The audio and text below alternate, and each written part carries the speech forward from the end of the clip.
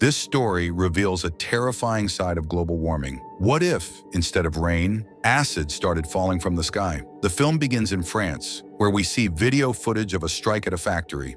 There had been a serious accident, and many workers were badly hurt. The other workers demand justice from the factory owner, but he refuses to take responsibility. The situation turns violent. Fights break out, there's vandalism, and even clashes with the police. Michael's girlfriend Karen was one of the victims of the accident. Her legs were severely injured. Furious, Michael attacks a police officer. The incident is caught on video, and he is sent to jail. After being released, he's put under house arrest with a tracking device on his leg. Michael is divorced from his ex-wife Alice, and they share a daughter named Selma, who is very disturbed by the separation. Michael now cares deeply for Karen, who is still recovering from her injuries. These days, Alice is taking care of Selma. Selma studies at a boarding school and really enjoys horse riding. One day during her riding class, she notices a group of kids laughing while watching a viral video of her father. This upsets her deeply. In anger, she attacks one of the boys and embarrasses him in front of everyone by putting a horse vest on his face. As a result, the school calls Alice. After speaking with the principal, Alice becomes even more worried about Selma,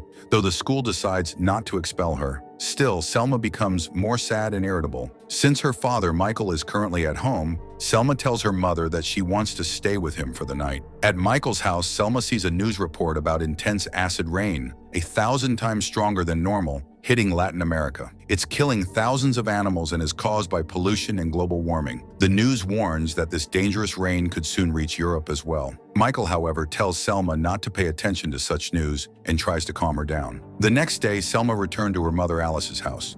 It was raining that day. Selma had accidentally left her bedroom window open, so some rainwater had gotten inside. Alice tried to clean it up using a towel, but a little later, the towel started changing color, a clear sign that the rain had traces of acid in it. The following day, it didn't rain, but the sky was filled with dark clouds. News reports started coming in from across the country about sudden acid rain in different areas, injuring both people and animals. Everyone was glued to the news in fear. Michael had gone to work and noticed something strange. The ground was wet and sticky, even though it hadn't rained yet. Meanwhile, Alice, who works as a nurse, was also at work, and Selma had gone back to school. Around midday, emergency news alerts were sent out, warning that acid rain could hit their area soon. Everyone was advised to stay indoors. Worried, Alice immediately called Michael. She was panicking. Selma was still at school, and the students' phones had been confiscated, so Alice couldn't reach her directly. Time was running out, and the rain could start at any moment. Alice was desperate to get to her daughter before it was too late. Since Alice's car was in the garage, Michael took his car and picked her up. Together, they rushed to Selma's school.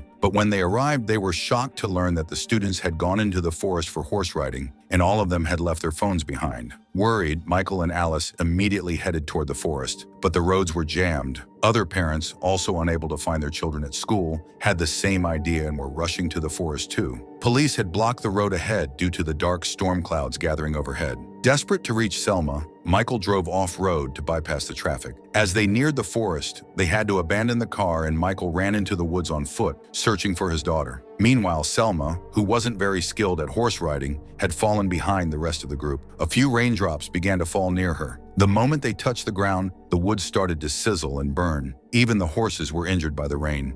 Frightened, they began to panic and run, and one of them threw Selma off. Michael reached the forest stable, hoping to find Selma. The horses were terrified, and Selma was nowhere to be seen. He rushed back outside, and at the same time, Selma was making her way there. The two finally found each other just in time. They quickly ran into the stable. Moments later, the acid rain began to pour down, burning through the roof in spots and sizzling as it hit the ground. It was no ordinary rain, it was pure acid, and they could see it eating into the earth right before their eyes. Michael finds a blanket inside the stable to shield himself and Selma from the falling acid. Thankfully, their phones are still working, so he quickly calls Alice to tell her where they are. Despite the heavy rain making it hard to see, Alice finally spots a nearby building and parks her car, guiding Michael and Selma to come inside for safety. As they return to the main road, they suddenly hear horrific screams. People were being burned alive by the acid rain. The road was jammed again, traffic was collapsing, and panic was everywhere. Alice manages to find a narrow path and turns the car right, but it's clogged with abandoned vehicles. At one point, a man with a burned face desperately tries to get into their car, but Michael shoves him away and locks the doors tightly. They start clearing their path, pushing away any car blocking their way to escape the chaos. Selma, witnessing all this horror, the screaming, destruction, and red-stained skies starts to lose her emotional balance. She's terrified and mentally shaken by what's happening. After a while, the rain finally stops, but by then, the landscape is devastated. Many people are dead, buildings and vehicles are destroyed, and the area looks like a wasteland. The family stops at a supermarket parking lot for shelter. Inside, they grab clothes and blankets to cover themselves in the car, preparing in case the rain starts again. Alice tries to call her brother, but he can't reach them because the roads are blocked. Michael, now extremely worried about his girlfriend Karen, tries calling her, but the call goes straight to voicemail. For the next several hours, Michael and Selma drove, trying to escape the country, just like many others. But by evening, their car broke down, damaged from a previous accident. The rear door was jammed and Selma had to kick it repeatedly from the inside to get it open. Outside, the air was filled with the harsh smell of acid, and Michael warned her not to breathe deeply. Once the door finally opened, they continued their journey on foot. As night fell, they found an abandoned building. Inside, they were saddened to see a birthday party had once been prepared. Balloons, decorations, and food were still there, but the people who set it up clearly never returned to celebrate. A cat had also wandered into the building and was eating the leftover food. Selma wanted to pick it up, but Michael stopped her,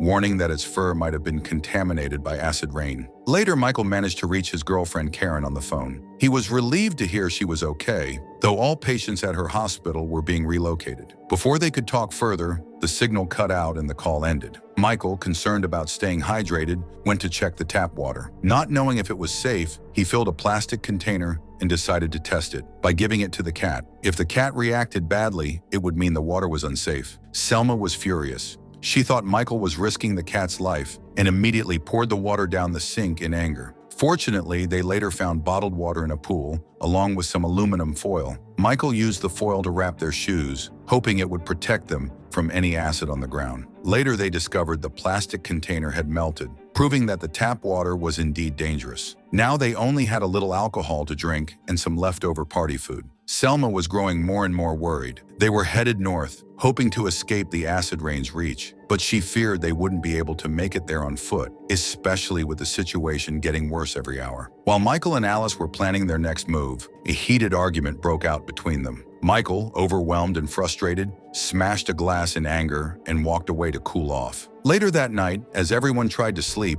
acid rain began seeping through the weak spots in the roof. They were woken up by the dripping sound, only to realize it wasn't just water, it was acid, slowly destroying the structure. Selma, unable to sleep, got up to look for the cat. While searching, she found bloodstains leading her to the poor animal's lifeless body. It had died from the same contaminated water Michael had tested earlier. Heartbroken, Selma quietly returned and lay down beside her mother. The next morning, the family continued their journey. Thankfully, there was no rain, and many people were also fleeing on foot, trying to reach a safer place. The crowd kept growing larger as they moved forward. Eventually, they reached a bridge that was the only way out of the danger zone. But due to the damage caused by acid rain, the bridge had become too fragile. The military was only allowing small groups to cross at a time for safety. In the chaos and crowd, Alice got separated from Michael and Selma. Suddenly, the bridge began to collapse and panic spread. People began pushing and shoving, triggering a stampede. Alice was knocked down and the railing gave way. She, along with several others, fell into the river below, which was now filled with acidic water. Alice began screaming in agony as the acid burned her body. Selma saw it happening and tried to run to help her mother, but it was too late. Alice died in front of Selma and Michael, and the tragic moment shattered both father and daughter, leaving them in deep sorrow and shock. Since the bridge had collapsed and there was a threat of more acid rain, the police and military decided to move the remaining people to a safer place in the city. To get there, everyone had to go through a forest, so they were all loaded into military trucks. While on the way, the military received new orders. Because of this, they told everyone to get out of the vehicles and walk the rest of the way on foot. Dark clouds were gathering again, so the soldiers started using red smoke to signal and guide people, warning that acid rain could start at any moment. Panic set in. People began running in all directions out of fear. In the chaos, Michael and Selma got separated from the rest of the group. Selma was too weak to run fast, so Michael picked her up and carried her as they tried to escape. While running, they were lucky to find a tunnel. Michael quickly led Selma inside, but the rain was so heavy that even acidic water began to seep into the tunnel. They had to keep moving, but at one point Michael slipped and fell, getting hurt by the acid on the ground. After a few hours, they finally found an exit and came out of the tunnel. Thankfully, by then, the rain had stopped. But now Michael couldn't call anyone for help because his phone's battery was dead. Michael and Selma kept walking for hours until they finally reached a house. But the area was completely empty and no other people were seen around. Exhausted and in pain, Michael collapsed on the ground. Selma stood in the middle of the road and screamed for help. When Michael woke up, he found himself inside the house. It turned out the house belonged to a woman named Deborah, who lived there with her sick son. Deborah gave Michael clean water to drink and offered some clothes, but she refused to give food, saying she barely had enough for herself. Michael understood and didn't press her. They planned to leave soon, but as Selma walked through the house, she noticed that the roof and walls were badly damaged. If it rained again, the house could easily collapse. While exploring, Selma also saw a medical machine and asked about it. Deborah explained that it was for her son. His kidneys were failing,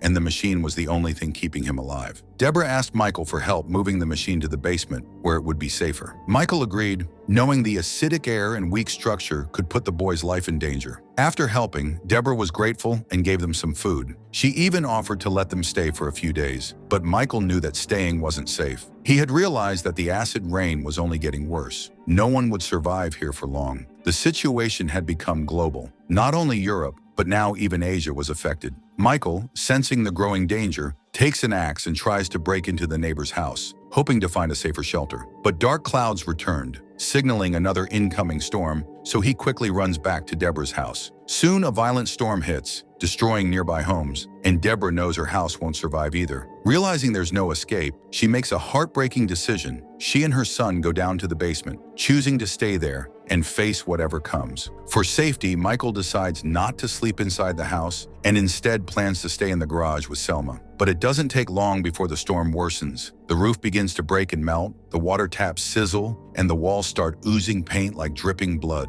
The heater fills the house with smoke, and the sounds of the house collapsing wake Michael and Selma in a panic. They rush to the basement to save Deborah and her son, but it's too late. Deborah had locked the door from inside, accepting her fate. Selma is horrified, screaming the boy's name, desperate to help, but Michael knows there's no time. He pulls her away from the door, and despite her protests, he forces her into Deborah's car in the garage. Michael opens the garage and drives out into the night. It's pitch black, and the car's headlights are their only guide. But the acid rain had already damaged the car's system. The car, running on electricity, starts giving emergency warnings, the onboard computer buzzing with errors, and suddenly the car shuts down, leaving them stranded once again in the darkness. Michael tries several times to restart the car, eventually managing to get it moving again, though they had no clear destination. After some time, they reached an open field, but the land had turned into a swamp of acid. Michael stopped the car. Selma, tired and scared, tells him that they're lost. The two get into an argument, and Michael, frustrated and overwhelmed, yells at her. He steps out of the car and starts walking, but suddenly feels a burning pain in his feet. His shoes were being eaten away by the acidic ground. He rushes back to the car, but Selma's gone. She had run away, frightened by the burning earth. Trying to escape the danger, she climbs onto an old tractor, but it was slowly sinking into the acidic mud. Michael, terrified for his daughter, tries to find her, but the car gets stuck in the sludge, forcing him to continue on foot. He reaches her just in time, lifts her onto his back, and carries her back to the car, walking through the burning ground. By the time they return, Michael's feet are severely burned, and he soon loses consciousness. The next morning, a military truck arrives and rescues them. Michael is taken to a camp, where doctors do their best to treat him. Sadly, they are forced to amputate both his legs. Selma, now alone at the camp, asks about her uncle, but is told through records that no one they knew survived. The acid rains had killed millions across the world. Heartbroken, Selma sits quietly by her father's side. For now, she doesn't tell him the terrible truth, that everyone they loved is gone. And this is where the film ends, with a broken world, a shattered family, and a haunting silence.